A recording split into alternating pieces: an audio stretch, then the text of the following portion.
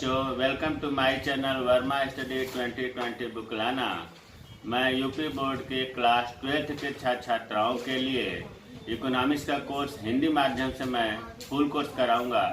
यदि आप full course करना चाहते हैं तो मेरे चैनल को सब्सक्राइब कीजिए और बेल आइकन को प्रेस करना न भूलें, ताकि जो भी वीडियो मैं अपलोड करूं उसका नोटिफिकेशन आपको सबसे पहले मिल सके। माइक्रो इकोनॉमिक्स में चैप्टर 4 चल रहा है, पूर्ण प्रतिस्पर्धा की स्थिति में फर्म का सिद्धांत। इसमें हम लोग पूर्ति पढ़ रहे हैं, सप्लाई और सप्लाई पूर्ति की लोच की श्रेणियाँ चल रहा है। इससे पिछले वीडियो में हम लोगों ने पढ़ा था पूर्णता बेलोचदार लोच और पूर्णता लोचदार लोच, और बाकी जो शेष 3 है उसे आज हम लोग पढ़ेंगे। तो पूर्ति की लोच की 5 श्रेणियाँ हैं।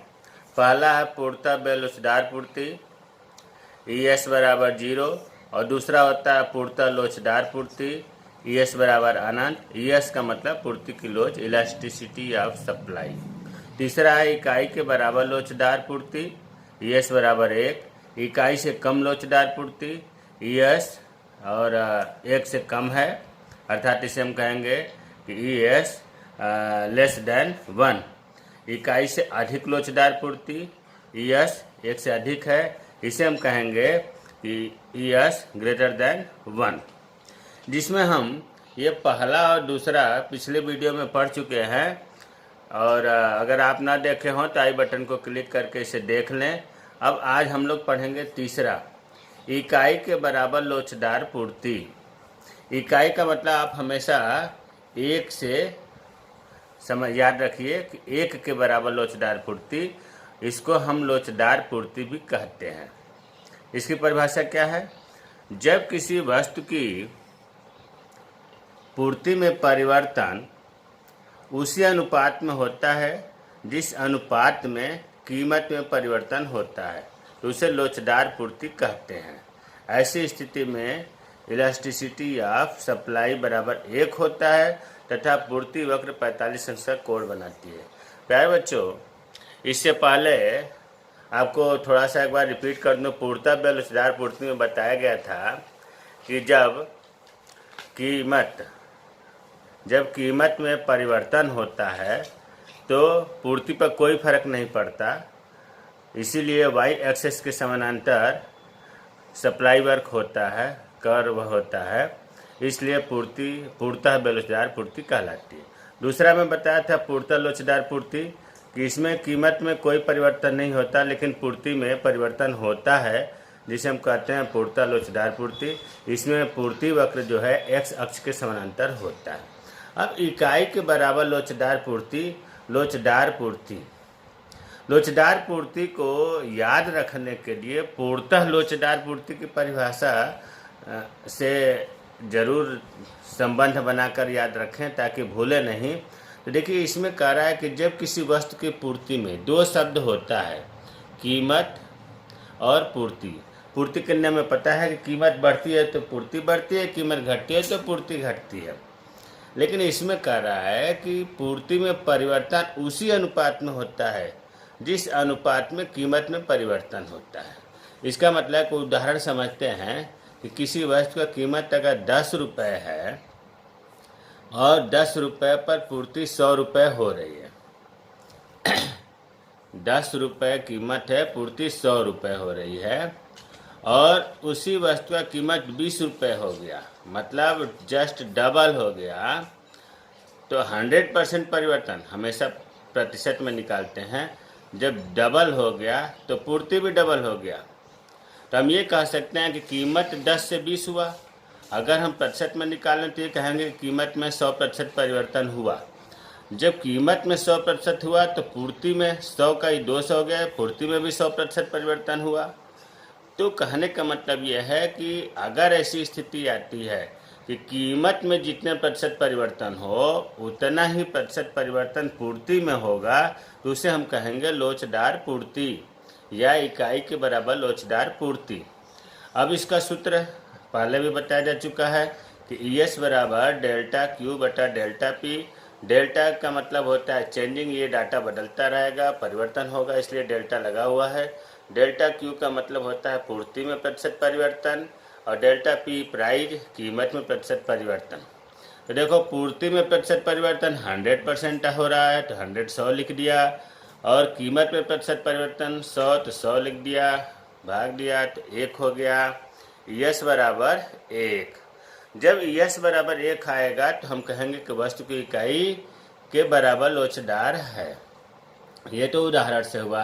अब चित्र बनाते हैं प्यारे बच्चों। सबसे पहले हम OX OX पर पूर्ति की मात्रा लिखेंगे, OY पर कीमत की मात्रा लिखेंगे। इसके बाद हम जो है दो तरह का पहले पूर्ति वक्र बना लिया SS। अब बीच में हम मान लिए कि OP कीमत पर पूर्ति OQ हो रहा है।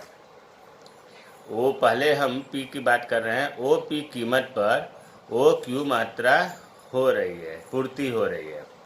अब हम कीमत बढ़ गई, OP से बढ़ करके OP2 हो गई, इतना बढ़ गई कीमत। तो देखो पूर्ति पहले इतना था OQ, ये भी बढ़ करके OQ2 हुआ। ध्यान ये देना है कि जितने प्रतिशत या जितनी मात्रा कीमत में बढ़ी उतनी मात्रा पूर्ति में बढ़ी। इसका उल्टा करके देखते हैं। OP कीमत से कम हो करके OP1 कीमत हो गया। तो जैसे ही कीमत कम हुआ वैसे ही OQ से कम हो करके पूर्ति की मात्रा OP1 हो गया।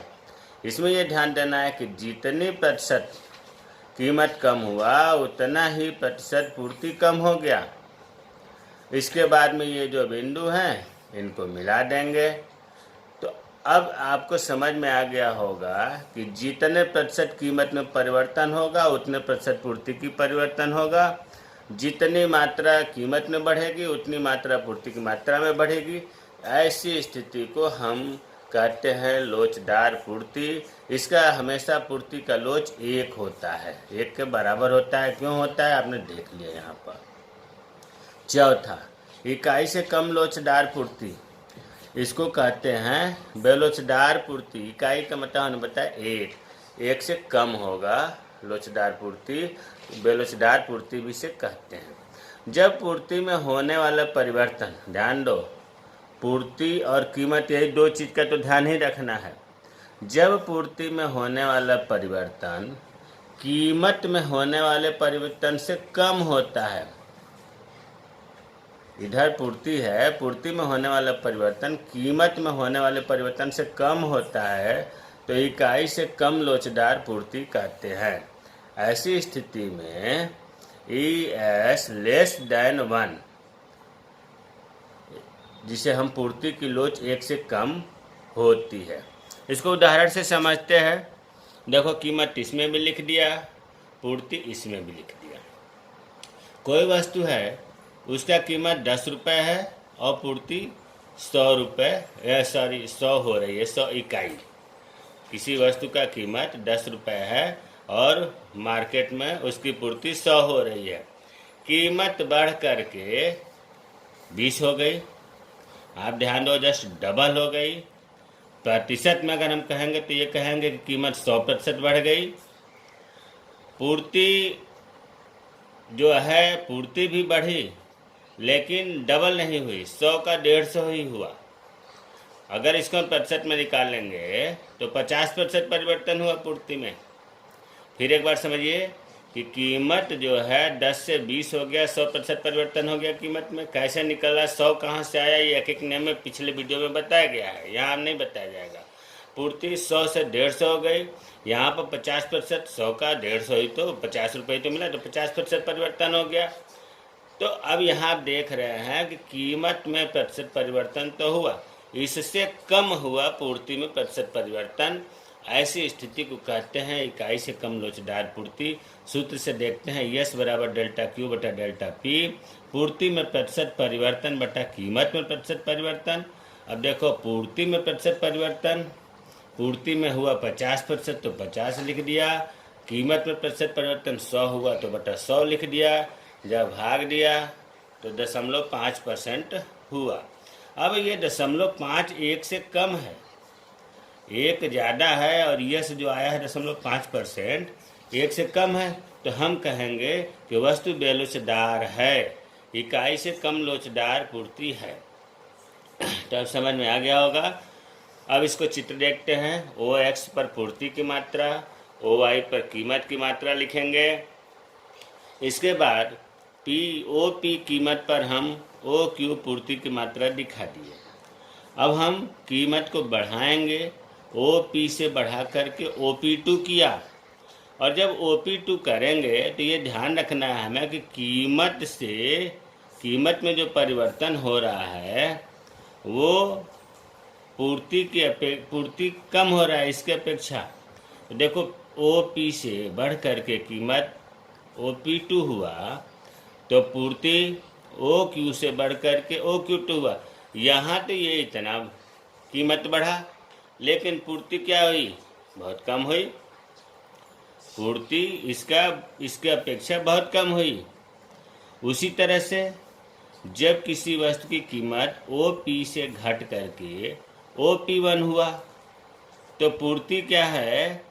पूर्ति भी कम हो गई। OQ से OQ1 हुआ। यहाँ ये ध्यान देना है कि कीमत तो इतना घटी, लेकिन पूर्ति इसके अनुपात में बहुत कम घटी। तो जब ऐसी स्थिति हो कि कीमत की अपेक्षा पूर्ति की मात्रा में परिवर्तन कम हो, उसे ही तो कहते हैं बेलोचदार पूर्ति। उसे कहते हैं बेलोचदार पूर्ति। और ES लेस देन 1, इस चिन्ह को लेस देन बोलते हैं। तो हमें उम्मीद है कि इकाई से कम लोचदार पूर्ति भी समझ में आ गया होगा। अगला है 5वां, इकाई से अधिक लोचदार पूर्ति। इकाई से अधिक लोचदार पूर्ति। जब पूर्ति में होने वाले परिवर्तन, पूर्ति में होने वाला परिवर्तन कीमत में होने वाले परिवर्तन से अधिक होता है, तो इकाई से अधिक लोचदार पूर्ति अत्यधिक लोचदार पूर्ति कहते हैं। ऐसी स्थिति में ES ग्रेटर देन 1 होता है। उसका उल्टा है, देखो कीमत और पूर्ति। पहले हम कीमत समझते, इसमें कह रहा है कि पूर्ति में होने वाला परिवर्तन कीमत में होने वाले परिवर्तन से अधिक होता है, मतलब ये ज़्यादा हो रहा है। तो इस तरह का ही हम उदाहरण मानेंगे कि कीमत में कम परिवर्तन दिखाना है और पूर्ति में ज़्यादा दिखाना है, तभी हो पाएगा कैसे अधिक लोचदार। तो कीमत मान लिया हमने 10 है, और उस समय 10 रुपये पर पूर्ति 100 हो रही है। कीमत बढ़ करके 15 हो गई, पूर्ति 200 हो गई। तो कीमत में हमने वृद्धि 10 का 15 हो गया, तो 50% परिवर्तन हुआ। 50% जब परिवर्तन हुआ, पूर्ति में देखते हैं, पूर्ति 100 से 200 हो गई, 100% परिवर्तन हुआ। तो यहाँ जब हम देख रहे हैं कि कीमत में प्रतिशत परिवर्तन हुआ, तो कीमत में कम हुआ और पूर्ति में ज़्यादा हुआ। तो उसी तरह से इसका भी सूत्र लिख लूँ, ES बराबर डेल्टा Q बटा डेल्टा P, पूर्ति में प्रतिशत परिवर्तन बटा कीमत में प्रतिशत परिवर्तन। अब मान रख कर देख लेते हैं। पूर्ति में प्रतिशत परिवर्तन देखिए 100 हुआ, और कीमत में प्रतिशत परिवर्तन 50 हुआ। जैसे भाग देंगे तो 2। अब जो है ES देख रहे हैं कि ज़्यादा है। यस कितना आया? 2 आया। 1 से ज़्यादा है। यस 2 आया तो 1 से ज़्यादा है। तो जैसे ही पूर्ति की लोच 1 से अधिक आती है, तो हम कहते हैं कि अत्यधिक लोचदार पूर्ति। हम कहेंगे इसमें कि वस्तु अत्यधिक लोचदार है। तो हमें उम्मीद है कि इस उदाहरण से आप समझ गए होंगे कि ES कैसे ज़्यादा होता है 1 से। चित्र में देखते हैं, OX पर पूर्ति की मात्रा बनाएंगे, इधर कीमत बनाएंगे। अब यह आपको ध्यान रखना है कि कीमत में कम परिवर्तन करना है, पूर्ति में ज़्यादा करना है। अब हमने मान लिया OP कीमत पर OQ पूर्ति हो रही है। कीमत बढ़ा करके हमने OP से OP2 किया, इतना बढ़ाया हमने, इतना प्रतिशत कीमत बढ़ाया। अब इससे ज़्यादा हमें पूर्ति बढ़ाना है, तो OQ से जब पूर्ति कीमत बढ़ी तो पूर्ति बढ़ेगी, OQ से बढ़ करके OQ2 हुआ, लेकिन ये इसके अनुपात में पूर्ति ज़्यादा बढ़ी, कीमत के अनुपात में पूर्ति ज़्यादा बढ़ी। उसी तरह से इसका उल्टा OP से घटा करके कीमत OP1 हुआ तो पूर्ति भी घट गई, OQ से घट कर OQ1 हो गई। इसमें यह ध्यान देना है कि जिस अनुपात में कीमत घटी उससे बहुत ज़्यादा अनुपात में पूर्ति घट गई। तो जब पूर्ति में ज़्यादा परिवर्तन हो कीमत की अपेक्षा, तो इस स्थिति को कहते हैं अत्यधिक लोचदार पूर्ति। अब प्यारे बच्चों, इसमें आपका तो इकाई मतलब जो पूर्ति की लोच की श्रेणियाँ थी पांचों हमने पढ़ा दिया। इसमें एक चीज़ ये ध्यान देना है, फिर हम थोड़ा सा बैक पा जाते हैं। देखिए ये जो है, इससे अलग बात कर रहा हूँ, ये है पहला इकाई के बराबर लोचदार पूर्ति। तीसरा, इसमें ये जो पूर्ति वक्र है, अगर हम इसको आगे बढ़ाएं, मतलब हम कहें ऐसे इस वक्र को आगे बढ़ावें, तो ये मूल बिंदु जो O है इसको काटते हुए निकलेगा। तो इसमें हम दूसरे रूप में यह भी कह सकते हैं कि जब ES बराबर 1 होता है तो पूर्ति वक्र मूल बिंदु को X अक्ष की तरफ, मतलब मूल बिंदु को काटेगा। दो बातें हम बता रहे हैं, एक तो ये बता रहे हैं कि ऐसे वक्र को हम बढ़ाएंगे तो मूल बिंदु को काटेगा, और दूसरे रूप में यह भी कह सकते हैं कि जब ES बराबर 1 होता है तो SS मूल बिंदु को काटता है। अब लोचदार पूर्ति में जरा देख लो, इसमें जो है जब ES 1 से कम होता है तो ऐसी स्थिति में जो SS वक्र है, अगर इसे हम बढ़ाते हैं तो ये X अक्ष है, X एक्सिस बोलते हैं, X अक्ष के कहीं भी धनात्मक स्थिति में काटेगा, मूल बिंदु को नहीं काट रहा है, यहाँ से यहाँ के बीच में काट रहा है। देखो ये काट रहा है। तो जब X अक्ष के धनात्मक भाग पर SS वक्र काटता है बढ़ाने पर, तो ऐसी स्थिति में ES लेस देन 1 होता है। इसके आगे जरूरत है, इसलिए मैं यहाँ पर एक बार याद दिला रहा हूँ। अब तीसरे पर आते हैं। तीसरा जो यह है, इसमें अगर हम देखें SS पूर्ति वक्र को बढ़ावें तो देखो ये OX मतलब ना मूल बिंदु पर काटेगा ना X अक्ष पर काटेगा। अगर इसे हम बढ़ाएंगे तो ये इधर से X अक्ष तो इधर भी होगा, लेकिन यहाँ से यहाँ तक ये धनात्मक है, इसके लेफ्ट साइड में ऋणात्मक होगा। तो इसे जब हम बढ़ाएंगे, ध्यान दो इस तरह से, तो X अक्ष पर ऋणात्मक भाग में काटेगा। तो इसका हम ये कहना चाहते हैं कि जब SS वक्र को बढ़ाने पर X अक्ष के ऋणात्मक भाग पर काटे तो ऐसी स्थिति में ES 1 से अधिक होती है। वही चीज़ यहाँ तीनों हमने लिख दिया है। इकाई के बराबर लोचदार पूर्ति में SS वक्र बढ़ाएंगे तो मूल बिंदु O पर कट करेगा। इकाई से कम लोचदार पूर्ति में SS वक्र बढ़ाएंगे तो X अक्ष के धनात्मक भाग पर कट करेगा। इकाई से अधिक लोचदार पूर्ति में SS वक्र बढ़ाएंगे तो X अक्ष के ऋणात्मक भाग पर कट करेगा। हमें उम्मीद है कि ये जो पूर्ति की लोच की श्रेणियाँ पांचों हैं, अच्छे ढंग से आप लोगों को समझ में आ गया होगा। मेरे चैनल को सब्सक्राइब कीजिए। अगर कोई दिक्कत होती है तो मेरे व्हाट्सएप नंबर पर कमेंट बॉक्स में पूछें, मैं रिप्लाई करूँगा। आप लोग कमेंट नहीं करते हैं, आप लोग शेयर नहीं करते हैं, ऐसा अगर करें तो मेरा मनोबल बढ़ेगा। जय हिंद, जय भारत।